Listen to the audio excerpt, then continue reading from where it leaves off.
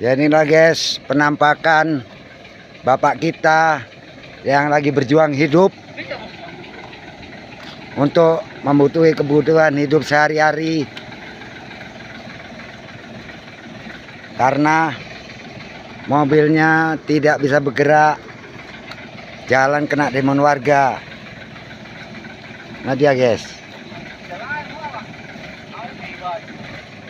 bapak kita Ismail anak Ibrahim lagi berjuang untuk kebutuhan hidup guys. Salut kepada dia kita guys atas jerih payahnya.